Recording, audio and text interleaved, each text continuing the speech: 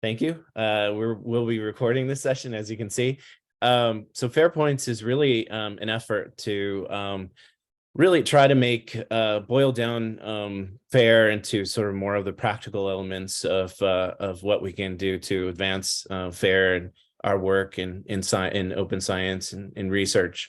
And we have series that we run. So we run Ask Me Anythings. So you may have attended one of our Ask Me Anythings. But we also do series presentations and webinars like this with Daniel, who will be introducing himself shortly.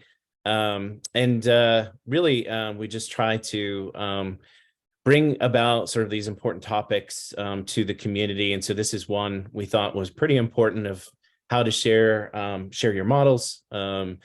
Machine learning is a hot topic right now, and Daniel is definitely in the middle of how to share models and how to share this, what the work that people are doing in this space. So I just wanted to start off with just our code of conduct. This is a welcoming space. We really, want people to feel like they can ask any question that that's on their mind. And let us know if there are any sort of challenges that you experience during the session. But also, we've just to let you know, we've muted everyone. So hopefully you can raise your hand and ask a question. We're going to let Daniel speak initially, and then we'll get to a Q&A and discussion section of this call. The other thing is, I wanted to point you to sort of the notes document where we have more information about FAIRPoints. There's a link, there's a Slack link as well, where you can ask us additional questions during and after the event. And also, Daniel's slides can be located there, but we also are doing a roll call, and we are using the doc for Q&A later on. So if you have any questions during the session, please ask them there. And we also have a collaborative notes part of the document. So I would, without further ado, I would like to turn it over to Daniel to introduce himself and the Hugging Face. Thanks for that, Chris. So I'm going to try and talk for about 25 minutes and then leave plenty of time for discussion at the end. So feel free to either save up your questions or put them in the chat or in the document during the session. And I'll try and get to them either as we're going along or more likely at the end of the session.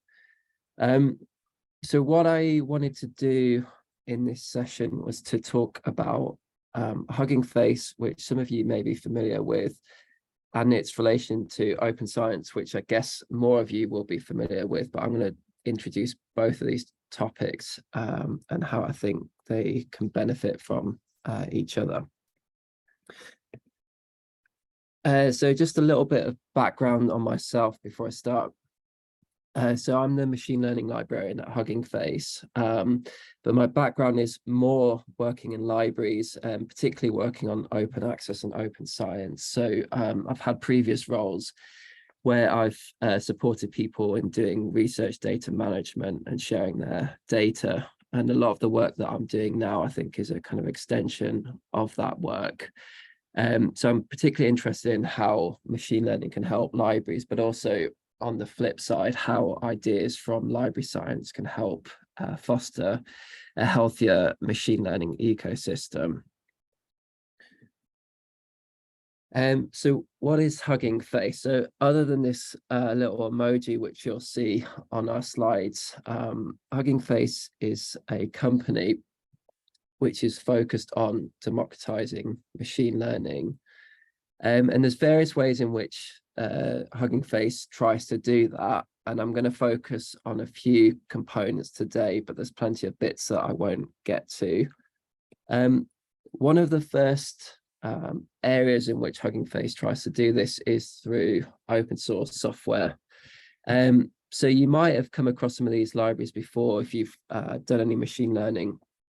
Particularly this Transformers library is a library for doing machine learning, which was primarily developed for doing natural language processing, but now supports many other domains. So it can also be used for vision, audio, video, and other domains. Alongside that, there's a bunch of other open source libraries which all have slightly different goals, but with an overarching goal of making machine learning more accessible.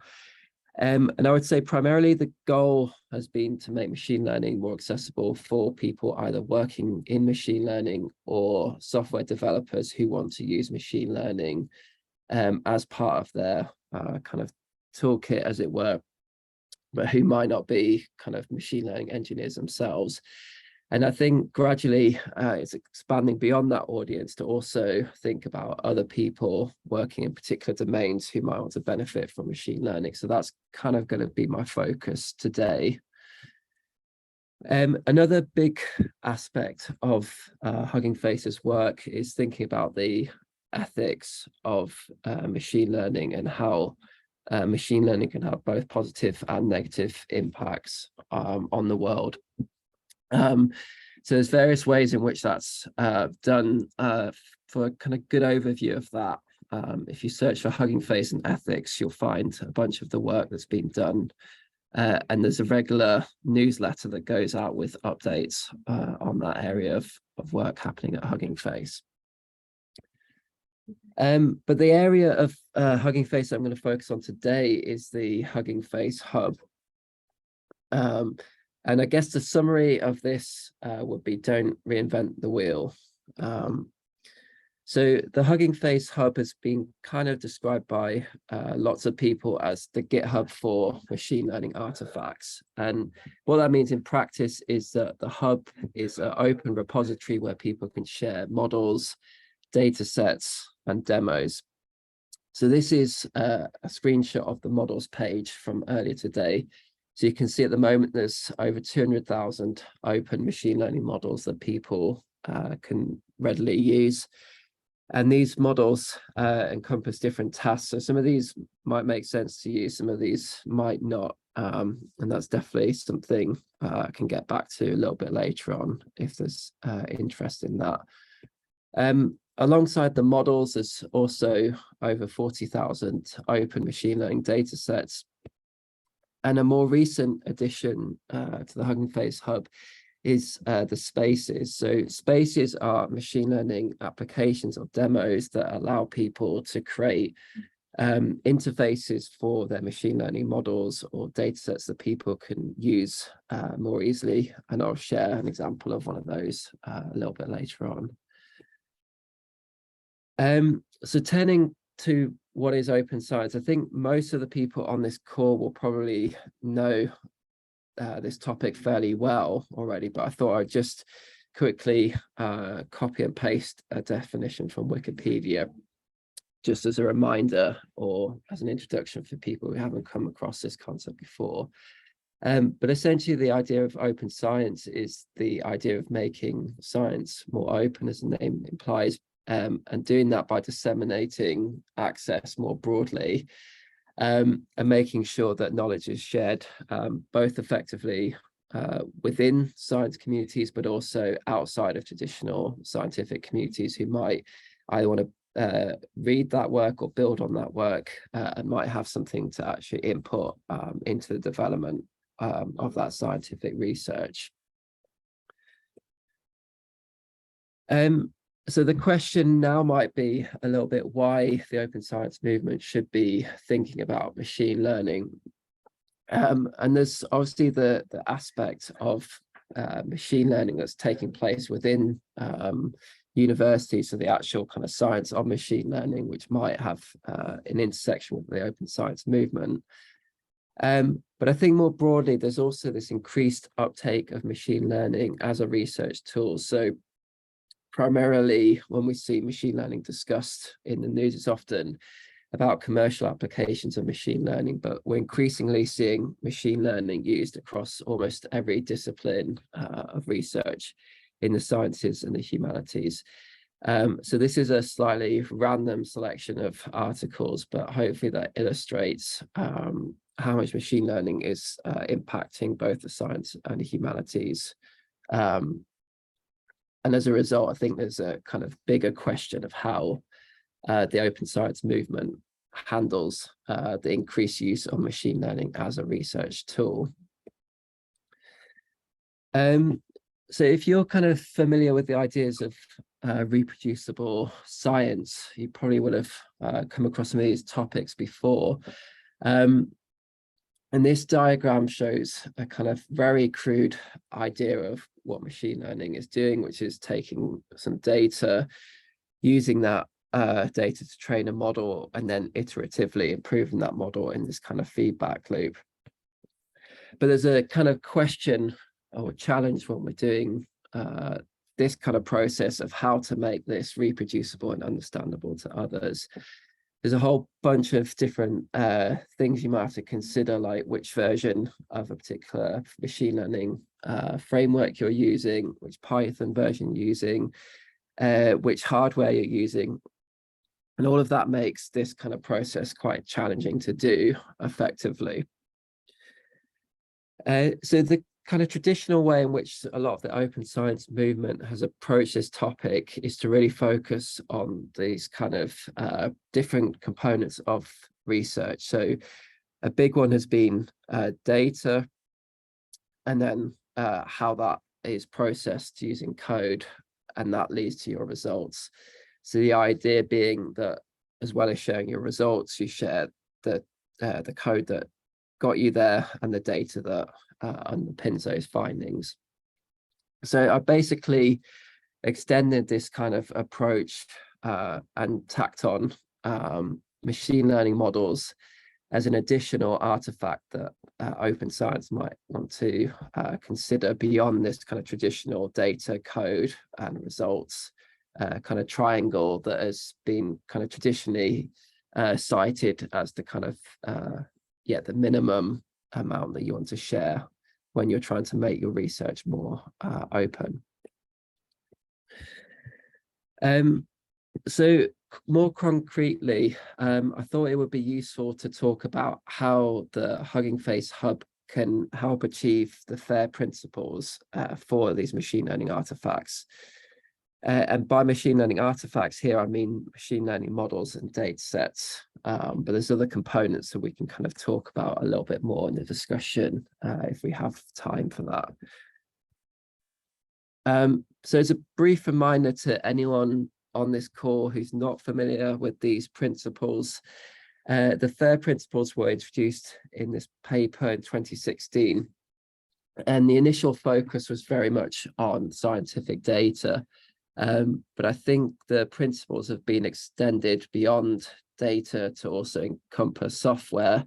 And what I'll talk about today a little bit is how it can also be extended to machine learning models. And I will admit that I'm being a little bit loose with some of these headings in terms of what in terms of how I'm talking about how the hub can support these principles. But I thought it was still a useful framing for thinking about how the Hugging Face Hub can make machine learning research more open to others. So quickly again, this is a screenshot of what the Hugging Face Hub looks like if you haven't seen it before. So this is showing you a bunch of models. And as I mentioned before, you can filter by various tasks, but you can also filter by things like language or the data set that the model was used to train on. And this is an example of a machine learning model on the Hugging Face Hub. So in this case, as you can see here, there's a kind of description of the model and some discussion of how to use it. In this case, it's a named entity recognition model for Japanese medical documents. If you're not familiar with named entity recognition, essentially what this is trying to do is take in some text and pick out key entities from that text. So entities are often things like names, organizations, locations that might be useful to kind of extract from a more unstructured document. And we'll kind of get back to some of these other components of what this kind of metadata up here is all about. Similarly, with data sets, you have a kind of similar overview page where you can look at a whole bunch of data sets across a number of different tasks and languages. And here we have an example of a data set that's been shared on the hub. So in this case, it's a data set of pairs of protein sequences. Yeah, again, we'll kind of talk a little bit more about these various components of metadata up here in a little while. So coming back to these FAIR principles, the first one was about findable. So one of the big goals, as I mentioned at the start of the Hugging Face Hub, is to avoid people reinventing the wheel. And in terms of machine learning, what that often means is instead of starting from scratch with creating your own data sets and models without any kind of initial starting point, you might want to find a model that already does exactly what you want or does something close that you then might be able to adapt for your own use cases. And there's various different ways in which the hub supports that. So one of these, which I've mentioned a few times, is this filter on tasks. So on the hub, you have this kind of browser interface, which lets you select different tasks that you might be interested in. So for example, if you wanted a model that did image classification, then you could filter out to only return models with that particular task. We also have support for full text search, and this can often be quite helpful for finding kind of more specific models by kind of keywords that are likely to appear in the description of that model. So in this case, searching for biomedicine returns us a bunch of models that mention biomedicine somewhere in the description of the model. And this is an example of some of the other bits of metadata that I mentioned earlier. Now, if you have a background in libraries or metadata, some of this might look fairly crude, but what we're trying to do on the hub as a starting point is have this fairly broad metadata that's going to be useful for a very broad audience, with the goal that that metadata will actually be filled out, and a lot of that metadata will also be populated automatically. So in this case, the main metadata for a lot of people that we care about in machine learning is the license of the model, so the terms under which someone can actually use that model. The language, if the model is using text as input, you have the language that that model is being trained on. And then we have a bunch of tags that can help you better understand either what the task is for the model or to understand the domain that that model is from. The other thing that you can share in this metadata is the data set a model was used on. So that can be helpful for finding links between a particular model and the data set it was trained on. So another bit of the hub that helps with making machine learning models more easily findable are these model cards. So we'll get back to this in a little bit, but a model card is essentially a README for a machine learning model, and it tries to give a semi-structured format for describing both what the model does, but also on some of its limitations and potential areas in which the model might not be suitable for use. And as I mentioned before, we had this data sets link. So in this case, this is a list of models fine-tuned on a particular data set. So this can be very useful for finding, you might have a data set that you're interested in, and then already you can quickly identify models that have been trained on that data set that might be useful for the task that you're trying to achieve. So moving to the next part, accessible. So the accessible principle is all about making sure that once someone's found the data, or in this case, the model, that they're interested in, they have some way of easily being able to access and use that model. And there's various ways in which the Hugging Face Hub tries to make that easier. So one way is with integrations for various different machine learning libraries. So if you find a machine learning model on the hub that was trained using this transformers library, you'll get this button that pops up on the repository that gives you this code snippet that tells you exactly how to load that model. And this will take care kind of downloading the model and getting it into a format where you can easily use it.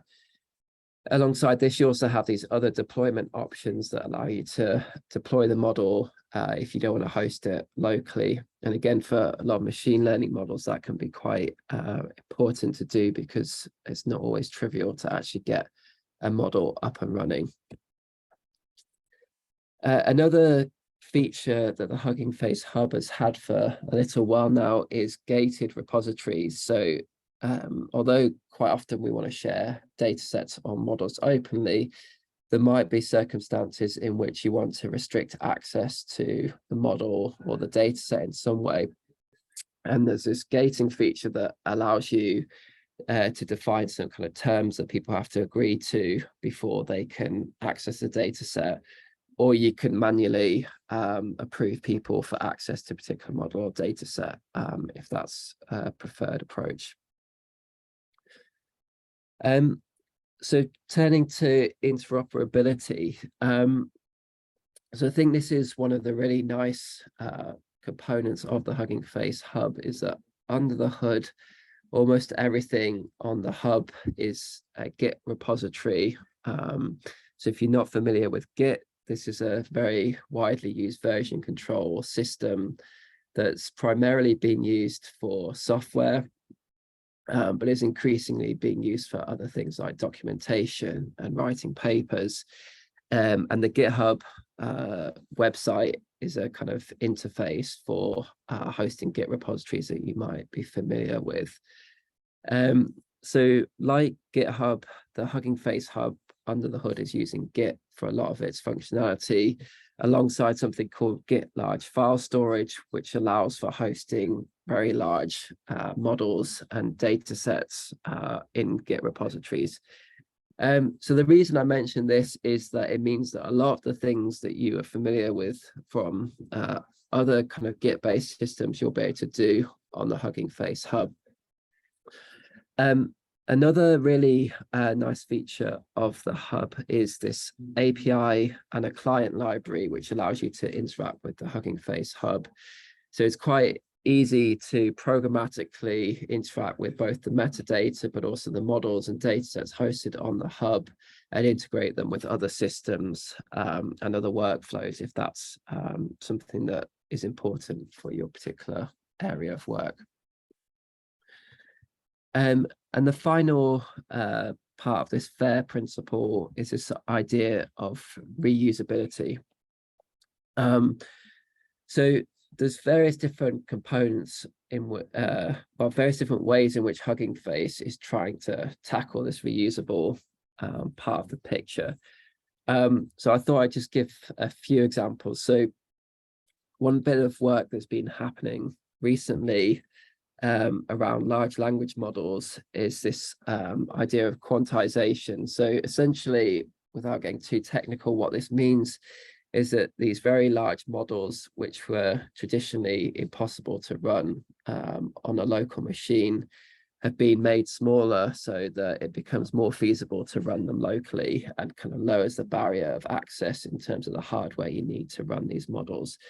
And this is a kind of ongoing goal of Hugging Face, is to try and kind of lower the barrier to accessing these models. And I would say there's a little bit of a kind of back and forth with models getting bigger and bigger, and then some steps to make them smaller and more accessible, and then it kind of goes the other way again. But there's this overarching mission of making sure that models and data sets can be used without having to have extensive resources available. Another component of the reusability story that I think Hugging Face is doing very well on the hub is these spaces, which I mentioned before. And spaces can be very complicated or very simple demos for machine learning models. In this case, this is a demo for a machine learning model which is trained to take in images of these undersea images, and then localize, find these bounding boxes of particular species found in those images. And what these spaces allow you to do is very easily create demos that allow people to try out the models without having to set up a bunch of stuff locally. But it also makes it easier for you as a kind of creator of these models to easily host these interfaces without having to do a lot of kind of work yourself to set up web servers. And in particular, with this particular example, uses a library called Gradio, which makes it very easy to create these user interfaces with minimal code. So if you're kind of more familiar with kind of the Python side of things and less familiar with building these front ends, libraries like Gradio make it very easy to actually make these interactive demos without having to kind of implement all of these components by hand. So I thought I would just give a little bit of an example as a walkthrough, just to kind of make this a little bit more concrete. So in this example, I've kind of taken the idea of someone wanting to train a French medical name entity recognition model. And essentially they want to do that without having to start completely from scratch. So as I mentioned before, you have this filter on the hub for finding a particular task. So in this case, named entity recognition would fall under this token classification task. And the other thing that I filtered on here is by language to include only models which have been trained on French text. And that returns 127 models that we could potentially use as a starting point for creating this model. In this case, you kind of can look in on the kind of most popular model and start to look at whether that might be a good fit for your particular problem. And as I mentioned before, we have this model card that kind of describes in a little bit more detail what the model does. And then you have this inference widget. And this inference widget allows you to try out example text and see what kind of results the model gives you. So this can be really helpful for giving you a better sense of whether a particular model is going to be a useful one for starting with, or if it's just completely useless as a starting point. The other thing that I mentioned before is this kind of linked data set and model feature. So you can see here the data set that was used to train this model.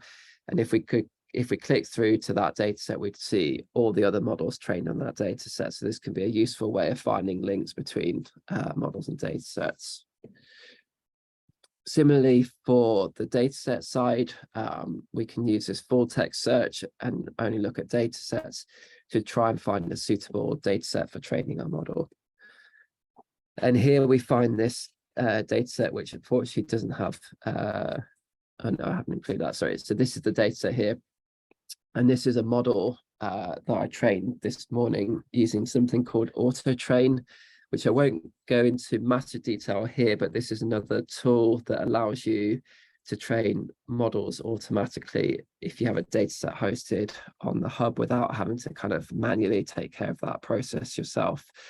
And this model used this particular model as a starting point, and then use this data set to train a new model that other people can then build on. So I'm running out of time, but I will quickly go through a few other features that I think are worth pointing out that can be useful for this kind of open science story on the hub. So one thing which I already kind of briefly mentioned before was this idea that everything is Git under the hood. And one thing that allows you to do is to specify very particularly which version of a data set or model you want to use. So this can be very helpful if you're creating a paper where the data set might continue to develop. You can point to a specific commit of that data set in that paper, and in the future, people will be able to load that particular version of the data. Another thing that was added, I think about a year ago, was the feature of requesting a DOI for a model or a data set or a space on the hub, which again can be important for adding that as a link in a paper. And this other feature, which you would have seen earlier when I showed you the example data set, is this preview. So on the hub, you have this data set server, which gives you a preview of a data set. And again, this can be very useful for getting a quick sense of what the data set actually looks like without having to download it all manually before you can look at it. The other thing that is very nice about the hub is this discussions feature. So for many models and data sets, it can be useful to not treat them as kind of static artifacts that will never change, but as things that will kind of develop over time.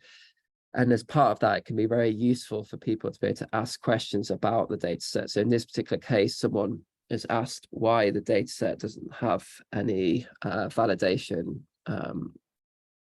doesn't have a validation split. And then you can kind of have this discussion that people can go back to later on to get a better sense of what the data set is about and things to kind of watch out for. Another thing I just mentioned very briefly is when you're using the Transformers library and you share that model to the hub, you get this kind of auto-populated model card, which already gives you some of the hyperparameters that machine learning models are trained using. So that already helps you a little bit with this reproducibility picture without actually having to do all the work of documenting this yourself manually.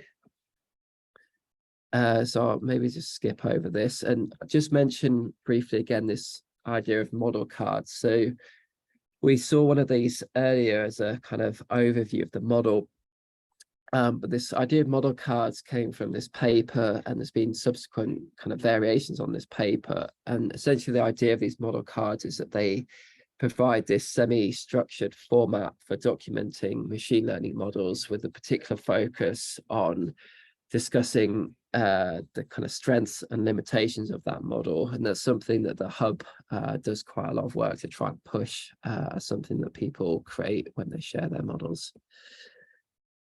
So you can see an example here of some of the risks and limitations to a particular model that are important for people who might want to use that model to be aware of.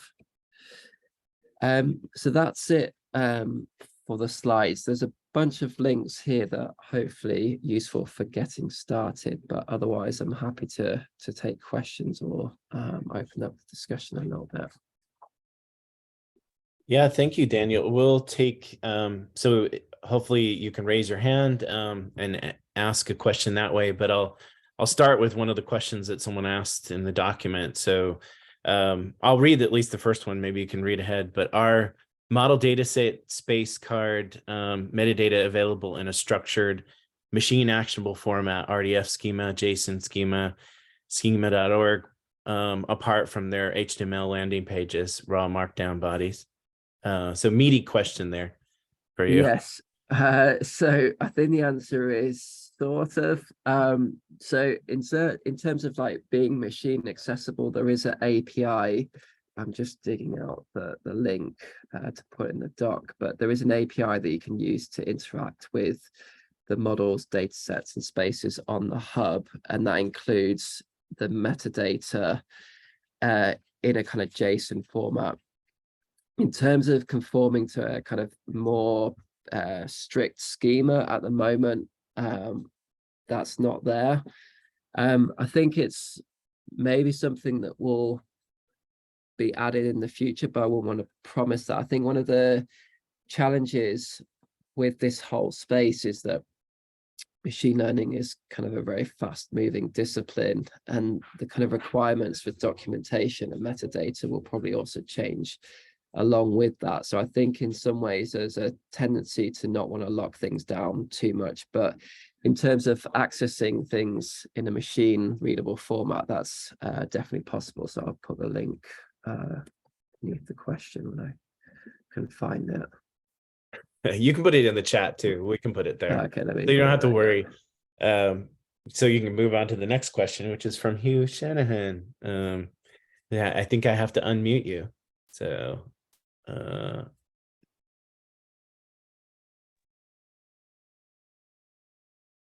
yeah. Okay, Hugh. Great, thank you. Hi, Daniel. So thanks for the talk. It was really nice, really nice one.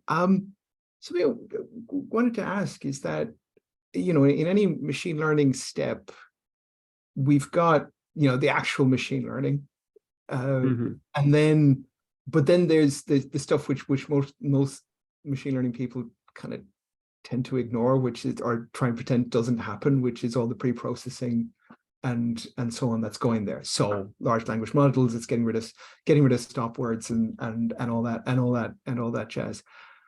Presumably at the present moment, the Hugging Face idea is that the model that you have will do all that in one go. Is that right?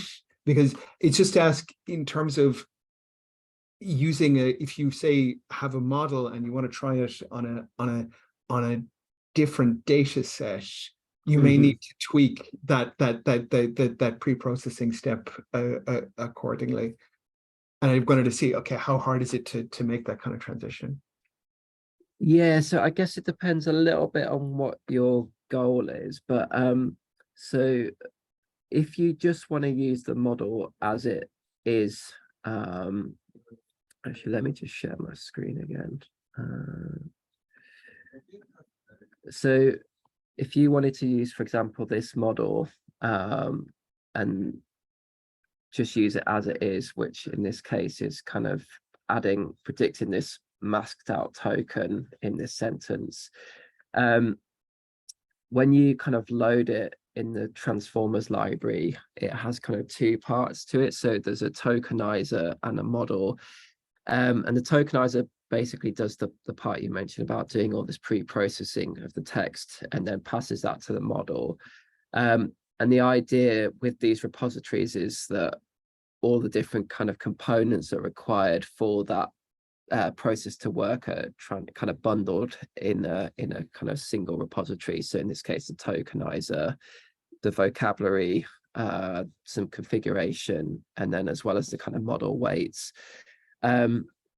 In terms of kind of adapting it, it depends a little bit what you want to do, but I guess one of the goals of this hub is that you can kind of quickly use these models as a starting point and then fine tune it on a particular data set. Depending on what you want to do, the process for doing that will be slightly different. But the idea with both the kind of tokenizer and the kind of model is that those things can be kind of updated to kind of reflect the data that you're working with, if that kind of ends up being necessary. Does that answer your question? Yeah, thanks very much. That gives me an idea what you're doing. All right, thanks. That's familiar face, Hugh. I guess the next, I didn't see a hand up, so the next question is, how is Hugging Face being integrated into scholarly infrastructure? So you mentioned you mint, or you have this ability to mint DOIs. How you're sort of making these models discoverable? I guess, are you using DataCite DOIs, and are you able to make these connections, relationships with other outputs like papers and software? So I guess how are you sort of working towards those relationships? Yeah, so we are using, yeah, so we're using DataCite for our DOI minting. A thing that I didn't kind of mention on the kind of model side, if I just put an example in the chat, is that we've also recently added this kind of archive link. So probably most of you are familiar with archive as the kind of open access repository for kind of various science disciplines. So at the moment, we're kind of primarily focused on that, and that's kind of a little bit of an artifact of that kind of repository being very dominant in machine learning research. But I think there is a goal to extend that kind of linking feature to other places. So the idea with that, again, is that you can see all of the papers cited by a model and vice versa. So if a particular model introduces a particular paper, or introduces a new model architecture, that can be defined in the metadata, and you can kind of see those links. I think in terms of integrating with the kind of broader scholarly kind of infrastructure, I think that's probably something where more work could be done. So I think if people had particular ideas or suggestions for that, or wanted to work on that, that's definitely something that, you know, I'd be kind of interested in exploring further. So yeah, I think there's could be more work done there. I think there's some people on the call that probably want to take you up on that, including me. So yeah, I'm looking at the questions again. So there's another one, wondering if Hugging Face would be a good platform for preservation, discovery, reuse of models or data sets to train and evaluate models that create in the course of my work as a librarian on evidence synthesis projects. For example, model or labeled training data to classify documents as RCTs versus not RCTs, or by study population or by outcome, etc. For context, lots of characteristics that people would like to be able to classify. And they included a link, actually. It's in your neck of the woods, York. So Yeah, no, that I mean, I think the short answer is yes. I mean, this is something that I'm particularly keen on, to be honest, is actually having more domain specific models that might do a very kind of specific task on the hub, because I think, as I kind of mentioned when I started, the focus has primarily been on kind of empowering machine learning developers and increasingly software developers to work with these models in a kind of easier format. But I think as you see more and more domain specific use cases for machine learning, I think it can be very powerful for people to be able to share those models in an open way. So yeah, I think that would definitely be something that would be a good platform for those kind of models. I didn't see a hand. So yeah, it looks like the next question is about what's required and what's not required as far as metadata. It didn't seem like you had these asterisks, right? Like what is required? I was looking for that myself. But you spoke about that briefly before. Yeah, so I mean, in terms of requirements, it's very minimal. So yeah, I would say the quality of metadata on the hub is pretty broad. So some of it is very sparse and some of it is very detailed. And unfortunately, there's not always a strong correlation between usage and the quality of documentation. Sometimes very heavily used models have, you know, barely any documentation at all. And that's partly my role at Hugging Face, to try and address that gap. The other thing I saw in the question was about model performance. So there are kind of systematic ways of documenting model performance. So try and find a link for that. But basically, you can specify in the metadata some metrics for that model, and then people can kind of compare models based on those metrics. So I'll try and dig out the link and put that in the document later on. The other thing on that, I would just quickly plug there is a library called Evaluate from Hugging Face, which is focused on this evaluation part of the machine learning life cycle, which I do have a link to. So let me just put that in the chat straight away. Thanks. There's a lot of links. The other, I jumped to this one, but we can get back to the. So can you explain the concepts of pipelines in Hugging Face a little more? Yeah, sure. So maybe if this is probably a little bit reckless, but let's see if this works.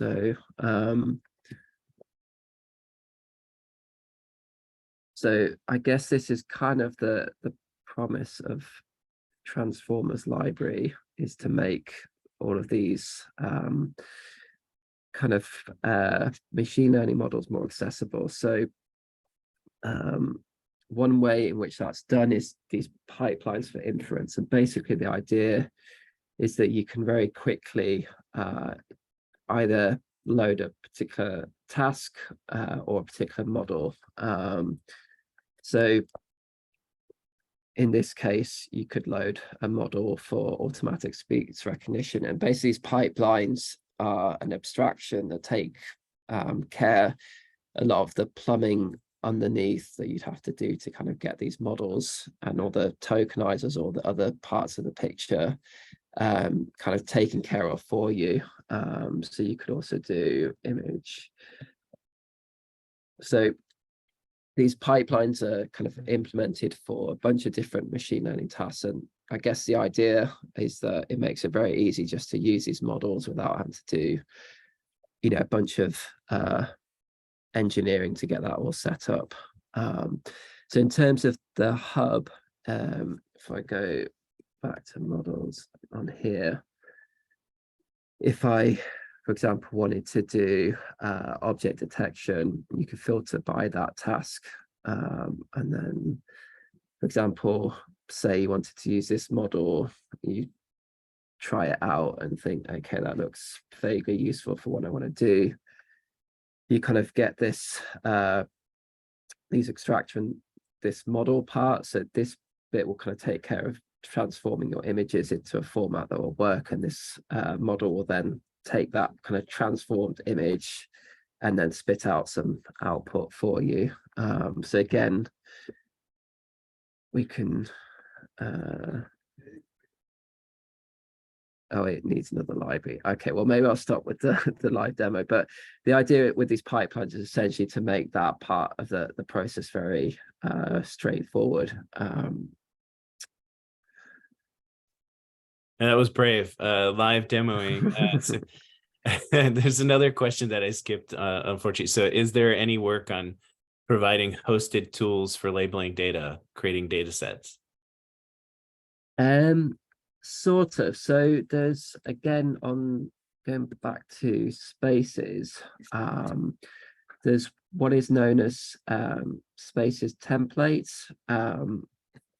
And those templates are basically a quick way of spinning up a some kind of tool that you might want to use. And in this case, a kind of annotation or labeling tool. So there's moment two kind of main tools that are supported. So there's one called Label Studio, which you can kind of host as a space. So basically you use that kind of template, and then very quickly you'll have a hosted version of that tool you can use for annotating data. And then there's also one called Argilla, which is another kind of data annotation tool that's kind of primarily focused on text. There is, again, some work happening about making the integration between those tools and the hub a little bit tighter, and particularly for being able to kind of iterate on a data set. So instead of having this kind of static data set you upload once, you have a data set that people can kind of contribute to and continuously make improvements on. And actually on that kind of side of things, I think this Argilla project is doing a lot of interesting work. So let me just put the link to their website in the chat. But I would follow them. They've got some really nice examples recently of doing kind of crowdsourced efforts to curate these chat data sets that are being used for training kind of open source versions of models like ChatGPT, and particularly trying to find examples in the data set or identify limitations with those data sets. So I think there's going to be a lot more work happening in that space over the next year or so, I would think. All right. This next question is about discounts. Does Hugging Face offer any discounts for nonprofits or research users? Yeah, it's not. Yes. Yeah. So I guess the short answer is yes, but I think also a lot of what you want to do on the hub is free. So there's different kind of offerings in the whole ecosystem, but a lot of the parts you would want to use as a kind of open researcher or nonprofit would be kind of free anyway. So the model, data set, and spaces hosting is all free. For the spaces, you can pay for kind of increased hardware capacity, but that can also be done via grants. So if you have a kind of project that is kind of limited by that, you can request a GPU grant, for example, for those spaces. So I would think that would cover most of it, but if not, feel free to get in touch with me and can kind of see if there's other things that you might need a discount for. Well, that might have been an opportunity to work on the information, because Yes. it sounds like it's coming from a library perspective and how to make this information more accessible. Yeah, so that would maybe a chance to work with you on that too. Mm-hmm. Yeah, so since you mentioned, how do you plan to interact with existing domain-specific model zoos like bioimage .io, bioimage data that support similar? Yeah, so I think one area that is, I guess I'm hoping going to take off a little bit is just a few initiatives recently that are thinking about kind of building on top of the hub as a kind of platform, because I think there's a lot of plumbing that you need to take care of in these kind of in these kind of model zoos or data set zoos.